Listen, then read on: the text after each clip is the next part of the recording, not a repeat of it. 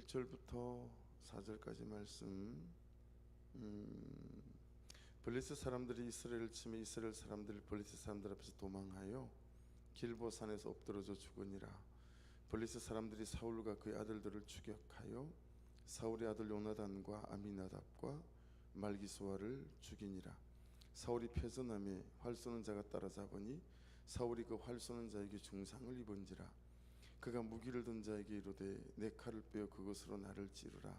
할례 받지 않은 자들이 와서 나를 찌르고 모욕할까 두려워하노라 하나 무기를 든 자가 심히 두려워하여 감히 행하지 아니하는지라. 이에 사울이 자기의 칼을 뽑아서 그 위에 엎드러시매. 4절 말씀을 보면 이게 사울이 자살한 거죠. 그렇죠? 예. 무기를 든 자에게 내 칼을 빼어 나를 찌르라 그랬는데 못 그래요. 여러분, 우리의 개념과 유대인들의 자살의 개념은 하늘과 땅 같은 차이를 갖고 있습니다. 이스라엘에 있으면서 보니까요, 15살, 14살 성인식을 하거든요. 여러분, 그 성인식을 하기 전에 남자아이들이 모세오경을 다 외운다 할 정도니까요. 그걸 다 외우지 않으면 성인식을 하지 않는다 할 정도니까 이게 여러분 보통 일이 아니잖아요. 그들에게 율법이다 라고 하는 것은 우리하고는 개념이 다릅니다. 그래서 마지막에 이스라엘이 멸망당할 때 로마군에게 포위당하거든요. 그 포위당했을 때 요새가 있어요. 그 요새에서 마지막을 보내는데 그 천년적인 요새라 그 길을 저는 이제 올라갈 때는 그걸 타고 올라가고 내려올 때는 걸어서 내려왔었는데 그 요새를 로마군이 올라갈 수가 없었어요. 1년, 2년 그 토성을 쌓아요. 길을 만들죠. 그리고 해질 무렵에 이제 그 성문을 치고 들어갈 수 있을 만한 길을 땅에서부터 그 높은 산까지를 토산을 쌓고 물러서고 그 다음날 올라가 보니까요, 그 모든 무기들이 한 자리에 모여 있고 그 많은 수천 명의 유대인들이 전부 다 죽어 있었어요. 미리 이방인들 손에 죽을 수 없다 그래가지고요, 그 집의 가장이 아내와 자녀들을 죽이고, 그리고 남자들끼리 모인 연후에 그리고 남자들이 제비뽑기를 한 다음에 10명이 나머지를 죽이고 10명이 다시 제비뽑기를 해서 한 명이 9명을 죽이고, 그리고 한 명만 자결을 합니다. 그 정도로 자결이라고 하는 것은 그들의 사고방식과 가치관에 있어서 이해할 수가 없는 거예요. 근데 여러분, 끝까지 사울은 자기 방식으로 살아요. 그렇죠? 예. 사울은 사는 방식도 말씀과 관계없이 자기 방식대로 잘 살더니 죽을 때도 말씀과 관계없이 자기 뜻대로 자기 방식대로 자기가 원하는 대로 죽습니다. 여러분, 이 사울을 보면서 우리에게 들려야 하는 그런 말씀이 말씀하시는 소리가 있습니다. 시대를 초월하고 나이를 초월해서 민족을 초월해서 사람들이 가장 살고 싶어하는 방식, 환영받고 있는 삶의 방식, 청년들을 휘어잡고 또 사로잡는 삶의 방식이 있죠. 에덴 동산에서 아담이 이리 살았고요, 야복 강가 전까지 야곱이 이리 살았고, 오늘 사울도 이리 살다가 이리 죽습니다. 그게 뭐죠? 내 살고 싶은 대로, 내가 원하는 대로, 내 뜻대로, 마음이 가는 대로, 감정이 흐르는 대로 살아가는 것입니다. 여러분, 진짜 사울의 하나님은 무엇인지 알 수 있는 말씀이 4절에 있죠. 다시 보실래요? 그가 무기를 든 자에게 이르되 내 칼을 빼어 그것으로 나를 찌르라. 할례 받지 않은 자들이 와서 나를 찌르고 모욕할까 두려워하노라. 하나님이 어떻게 하는 것은 두렵지가 않아요, 사울이. 근데 사람들이 어떻게 하는 것은 너무 두려워요. 사람들의 시선, 사람들의 인정, 사람들에게 수치를 당하는 거, 사람에게 모욕을 받는 거, 이런 것은 사울에게 너무 두려운 것들이에요. 그러니까 사울의 진짜 하나님은 하나님이 아니었다라고 하는 거죠. 사울의 진짜 하나님은 이런 모욕과 수치를 당하는 두려움. 그래서 예루살렘 여인들이 사울은 천천히요 다윗은 만만이라고 하는 그 수치를 당해낼 재간이 없었어요. 그래서 일생 다윗을 죽이려고 삶의 많은 부분을 다윗을 죽이는데 할애했던 그런 삶을 그가 살아섰습니다. 사람들로부터 인정받지 못하면 어쩌지 하는 두려움, 사람들로부터 받으면 어쩌지 하는 두려움, 이런 두려움에 사로잡혀 사는 사람들이 무엇을 가지잖아요. 그런 자리에 올라서잖아요. 그럼 그때부터는 다른 사람들이 자기가 가진 것을 가질까봐 흔들어댑니다. 저 이런 거 제법 본 것 같아요. 이건 목사님들 세계에서도 비슷합니다. 네. 이제부터 이것은 제 것입니다 하다가 망한 정도가 아니고 인류의 원죄를 가지고 온 사람이 아담 아니겠습니까? 이제부터 이거 제 겁니다. 하나님을 하나님으로 인정하지 않는, 불순종 정도가 아닙니다. 선악과를 따먹은 건. 이거 먹으면 안 된다 그랬는데 따먹잖아요.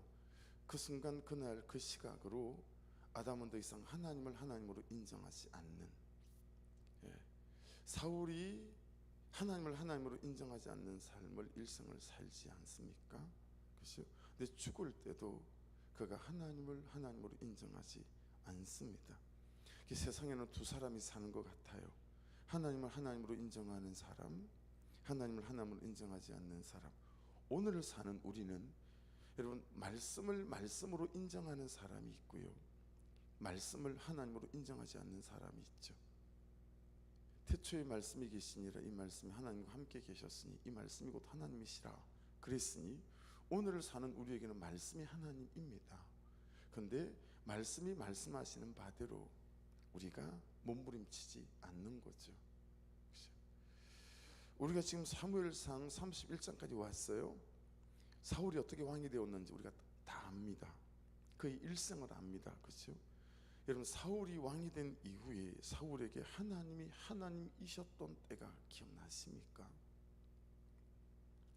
신앙생활에서 하나님에게서 자기가 원하는 단물만 쏙쏙 빼먹고요, 말씀이 말씀하시는 십자가 지는 삶은 자기 방식대로 처리하는 사람이 사울왕 아니었을까요?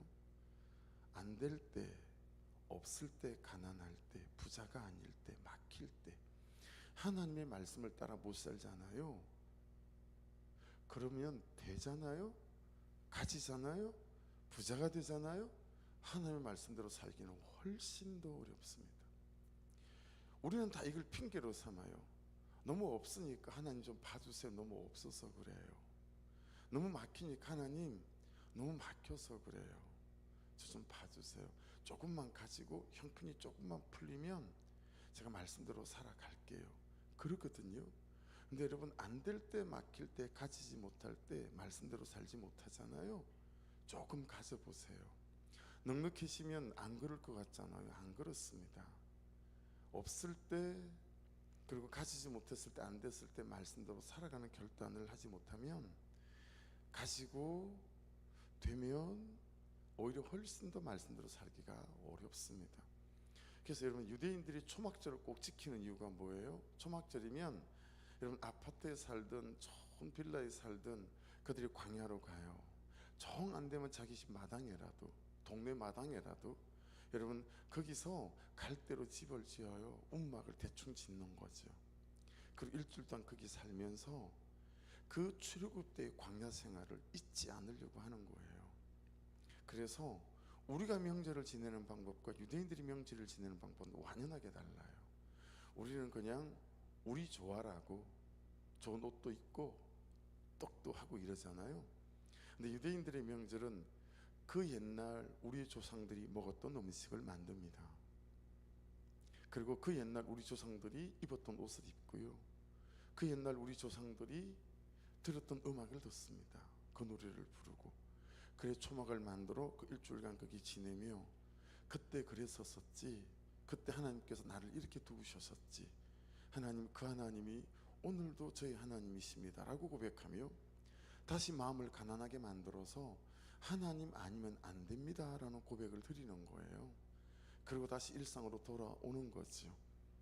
여러분, 그러니까요, 참 저와 여러분 안에 이 사울의 삶을 보며, 야, 죽을 때도 자기 뜻대로 자기 원하는 방식으로 죽는구나, 이걸 보며 참 우리 안에 있는 하나님을 하나님으로 인정하지 않는 이 마음과 어떻게 싸워야 하는지, 그래서 내가 하나님을 하나님으로 인정하는 사람, 하나님이 하나님으로 인정하는 사람은 어떤 거겠어요?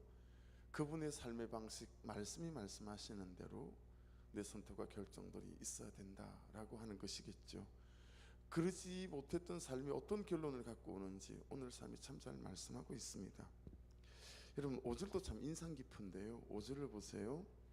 무기를 든 자가 나오죠. 무기를 든 자가 사울이 죽음을 보고 자기도 자기 칼 위에 엎드러져 그와 함께 죽으니라. 자, 여러분, 세상의 충, 세상이 말하는 충성 있잖아요. 세상의 충, 세상의 의리, 세상의 효, 세상의 사랑, 흉내 낼 것 없습니다. 여러분, 이게 영화의 한 장면이라면, 소설과 드라마의 한 장면이라면, 야, 그 무기든 자 진짜 충성스럽네, 그럴 수 있잖아요. 자기 주인이 저렇게 자결했다고, 야, 자기도 자결하는 것 봐. 여러분, 그러면 우리가 영화를 보면 감동 먹잖아요. 소설을 읽으면 감동 먹잖아요. 그리고 세상은 이런 사람들을 참 충성되다, 그렇게 말하잖아요. 근데 여러분, 이게 충성된 겁니까? 말씀을 따라 죽지 않는 사울왕을 보고 자기도 말씀을 따라 여러분 죽지 않는 그 삶을 선택합니다. 세상의 충을 따라 하지 말고 세상의 의리를 따라 살 것도 없습니다. 여러분, 이게 이사를 진짜 안 가거든요. 진짜 이사를 안 합니다. 이게 뭐냐면 세상적 가치관이에요. 세속적 가치관입니다. 여러분, 이거 진짜 이 세계관은 우리 가운데서 이사 가지 않아요. 제가 가치관을 설명할 때 예로 드는 두 가지가 있지 않습니까? 하나는 아주 어릴 때 어른들이 막걸리 마시면서 안주로 북어를 쭉쭉 찢어 먹으면서 하던 말을 지금도 잊을 수가 없습니다. 하여튼 북어하고 여자는 3일에 한 번씩 패야 말을 듣는다니까. 남자 여자를 떠나서 이게 사람이 사람에게 할 수 있는 말입니까? 여러분, 이게 사람이 사람에게 할 수 있는 짓입니까? 그런 말을 하고 사니 그게 그들의 세계관이요, 가치관이었어요. 그리고 제가 어릴 때는요, 심심치 않게 남자들이 아내를 때리는 거 맨날 보고 자랐습니다. 그게 그들의 세계관과 가치관이었어요. 그런데 그렇게 살아가는 거죠. 그러니 우리는 그것을 듣고 그것을 보고 살아가니 우리가 그런 가치관과 세계관으로 어찌 안 닮을 수 있겠습니까? 그렇죠? 그런 생각을 하고 사니까 그런 행동을 하고 사는 것입니다. 그리고 그것을 듣고 자라는 거죠.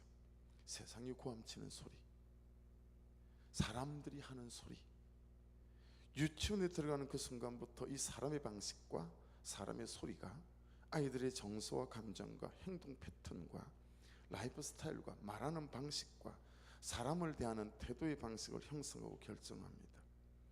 이런 쓰레기통에도 버릴 수 없을 만한 세속적 가치관을 아들에게 가르치고 딸에게 가르치고 그것이 무슨 지혜 마냥 떠들어대는, 여러분, 그런 그리스도인들이 제발 되지 않기를 주의 이름으로 부탁드립니다. 우리 아이가, 내 손자가, 우리 아이들이 그렇게 길들여지고 그렇게 만들어져 가는 것입니다. 낳는 것은 우리지만 정말 그의 인격과 삶의 이유와 목적을 결정해 주는 것은 이 사람의 소리, 세상에 고함치는 소리다 라고 하는 것입니다. 반인 반신 이런 말 들어보신 적 있죠? 반은 세상 사람이에요, 반은 그리스도인이에요. 좋은 것은 싹 가져가고 복음에서, 그리고 사는 방식은 세상의 방식을 싹 가져가서 이게 도대체 세상 사람인지 그리스도인지 헷갈리는, 이상하게 버무려진 그리스도인들이 너무 많습니다. 이 가치관을 이사시키고 이 세계관을 쫓아내는 일만큼 힘든 일이 없습니다. 삶의 이유는 공부다. 삶의 이유는 돈이다. 삶의 이유는 성공이다. 삶의 이유는 부자다. 삶의 이유는 안정감이고 뭐 이딴 식의 여러분, 사람의 소리와 세속적 가치관,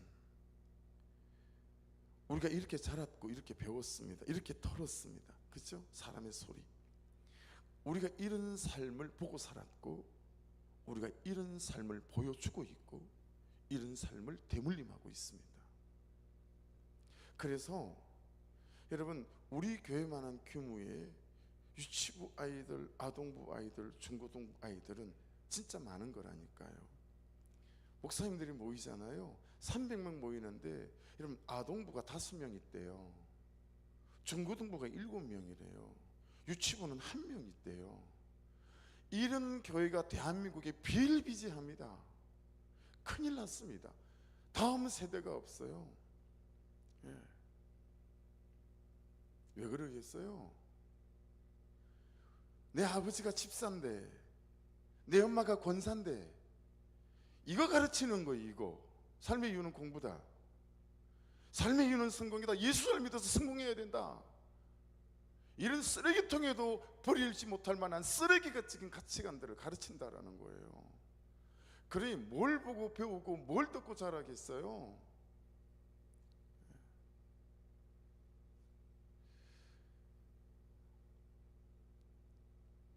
어제 교육자 회의를 하는데 도전도사님이 제게 그렇게 물었어요.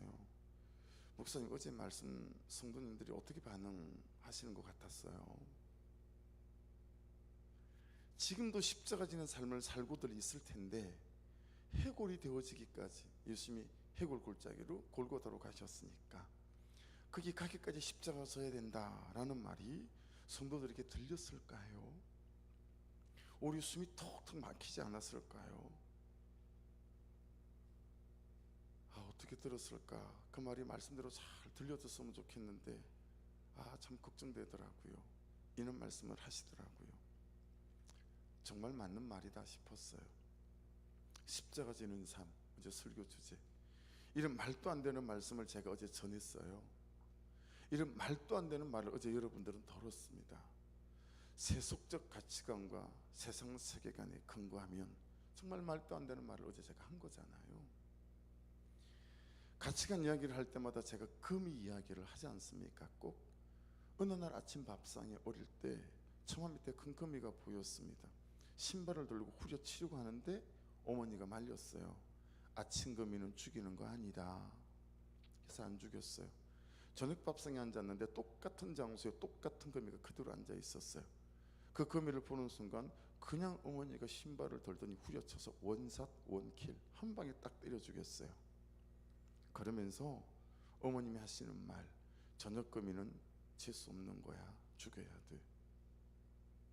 제가 어린 나이인데도요 진짜 화들짝 놀랐어요. 그 금이가 그 금이잖아요. 그 금이는 저녁 금이어서 죽은 게 아니라 어머니의 가치관 때문에 죽은 거죠. 이 세상에 고함치는 소리 때문에 우리는 남편을 죽이는 아내로 살아가고 아내를 죽이는 남편으로 살아가고 자녀를 죽이는 부모로 살아갑니다. 남편에게 복종의 언어를 제발 좀 쓰십시오. 아내에게 사랑의 언어와 태도를 쓰십시오. 이게 이 시대에 어울릴 법한 말입니까? 그런데 이게 성경의 가장 기본적인 요구 아닙니까? 불신교제 안 됩니다. 불신결혼 안 됩니다. 이혼 절대 안 됩니다. 전부 성경적 요구 아닙니까? 그런데 사울왕처럼 제 뜻대로 살려고 이렇게 몸부림들을 치니 이 어떻게 말려야 됩니까? 그 빤한 결론이 오늘 성경에 나와 있어요. 그 빤한 결론. 2절 다시 읽습니다. 같이 한 목소리로 시작. 블레셋 사람들이 사울과 그의 아들들을 추격하여 사울의 아들 요나단과 아미나답과 말기수아를 죽이니라. 6절 사울과 그의 세 아들과 무기를 던져와 그의 모든 사람이 다 그날에 함께 죽었더라. 그럴 수 있죠. 전쟁터니까 그럴 수 있죠. 전쟁터니까 죽을 수 있어요. 그렇게 말씀들 하실 사람들이 있겠죠. 근데 여러분, 우리는 사울의 삶을 알아요. 그렇죠? 그래서 그 사울이 하나님을 하나님으로 인정하지 않은 이 삶이, 이 금쪽 같은 아들들이 한날 한시에 동시에 죽어 자빠지는 이런 삶으로 초대받게 했던 아버지라는 사실을 어떻게 우리가 부인할 수 있겠어요? 여러분, 결국은 그 사울 왕이 전쟁터에서 요나단까지 모든 왕자들까지 다 죽었다는 소리를 듣고 블레셋이 쳐들어오는 게 아니고, 야, 그 13년 15년을 쫓겨다니는 다윗이 이제 이 궁으로 쳐들어오겠다. 온 궁이 난리가 났어요. 그래서 특히 난리가 난 게 사울의 이제 족보를 가진, 그래서 요나단의 아들도요, 걸음마다 뛸까 말까 하네. 걔 유모가 들쳐업고 막 도망가다가 술렁 그냥 등에서 빠져가지고 두 다리가 뚝 부러진 거 아니겠어요? 손자까지 걷기는 그냥 평생 일어서지도 못하는 장애우로 살아가게 만들지요. 7절을 보십시오. 골짜기 저쪽에 있는 이스라엘 사람과 요단 건너 쪽에 있는 자들이 이스라엘 사람들이 도망한 것과 사울과 그의 아들들이 죽었음을 보고 성읍들을 버리고 도망하며 블레셋 사람들이 이르러 거기에서 사니라. 여러분, 지금 사실은 제 말을 하고 있고 여러분 얘기를 하고 있는 거죠. 참 어려운 것 같아요. 이 제 안에 박혀있는 가치관과 세계관, 진짜 이사를 안 가요. 이게 이사를 안 가면 어떻게 되냐면 여러분, 내 견해가 돼요. 이 견해가 되면 고집이 되거든요. 고집에서 반걸음 더 나아가면 아집이 되어져요. 그 다음에 내 살이 되고요, 내 뼈가 되어져요. 진짜 어렵습니다. 내가 죽어야 내 세계관도 죽습니다. 내가 죽어야 내 가치관도 죽습니다. 내가 죽어야 내 견해와 고집과 아집도 죽는 거예요. 안 그러면 달리 방법이 없는 거예요. 하지만 다 빼앗기는 억울한 삶을 살다가 육체적 죽음으로 죽는 세계관이 아니라, 내가 십자가에서 은혜로 죽으면, 성령으로 내가 은혜로 죽으면 내 견해도 따라 죽는 일들이 생기는 줄 믿습니다. 그렇죠? 그 은혜가 우리에게 있어야 되겠죠. 이 세속적 가치관, 세상적 세계관은 그래서 여러분 씻어내는 거죠. 뭘로요? 말씀으로, 예수님의 보혈로 씻어내는 겁니다. 이사를 안 가니까요. 여러분, 그래서 여러분과 제가 날마다 말씀 앞에 서야 될 이유입니다. 그래서 만분의 1이라도 점같이 하나씩 내 견해와 싸우고 내 고집과 싸우고. 그래서 여러분, 가장 정상적인 반응은 있잖아요. 말씀을 들을 때, 묵상을 할 때, 전 다시 구속사의 복음 앞에 설 때 그랬거든요. 의자를 붙잡고 있어야 돼. 너무 맞는 말인데, 저게 성경적 요구가 맞는다는 게 확실한데, 내 안에 있는 내 세계관과 내 세속적 가치관이 막 고함을 지르고 아우성이고 난리예요. 그렇게 살기 싫은 거예요. 그래서 막 뛰쳐나가고 싶은 거예요. 뛰쳐 안 나가려고 의자를 붙잡고 앉아 있는 거죠. 끝까지 들으려고. 삶은 아직 그렇게 못 살아도 내 안에서 보암치는 이 세속적 세계관과 싸우려고 끝까지 붙잡고 앉아 있는 거예요. 그렇게 듣고 나니 들어놓은 말씀이 나를 회개로 끌고 가더라고요. 여러분, 힘들어도 말씀을 들어놓으십시오. 들어놓은 말씀이 주의 은혜가 임하셔서 이제는 들어놓은 말씀이 우리의 세속적 세계관을 씻어내서 성경적 세계관으로 우리를 바꿔가는 은혜가 있게 될 줄로 믿습니다. 참 죽은 다음에 하나님의 은혜가 있다라는 걸 보면서 깨닫는 바가 있어요. 11절, 12절, 13절 보십시오. 길라드 야베스 주민들이 블레셋 사람들이 사울에게 행한 일을 듣고 모든 장사들이 일어나 밤새도록 달려갔답니다. 사울의 시체와 그 아들들의 시체를 다 가져오려면 얼마나 힘들었겠어요. 벳산 성벽에서 내려가지고, 성벽에서 내렸어요. 그죠? 야베스에 돌아가서 거기서 불사르고 그의 뼈를 가져다 야베스 에슬나무 아래에 장사하고 7일 동안 금식하였더라. 이 무슨 말씀하시는지 이해되세요? 여러분, 이렇게 자기 뜻대로 살다가 죽은 이 사울을 전쟁터에 그대로 버려두지 않고 이 많은 사람들이 달려가서 밤새 그 성벽에서 내려서 다시 운반해서 장사를 너무 잘 치른 거예요. 여러분, 은혜가 있죠. 여러분, 죽어서도 이는 은혜가 있는데 사울이 살아서 그가 마음을 돌이켰다면 얼마나 은혜가 있었겠느냐라는 거예요. 그렇지 않아요?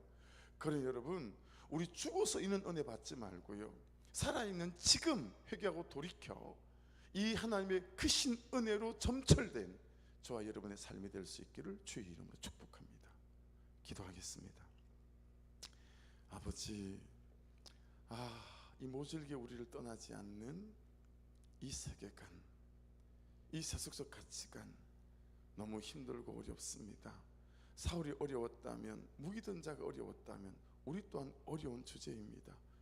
이 새벽에 은혜를 부어주시고 날마다 말씀 앞에 서서 이 세속적 가치관과 아버지 이 세계관들이 말씀으로 은혜로 씻어내려져 가는 은혜를 허락하여 주시옵소서.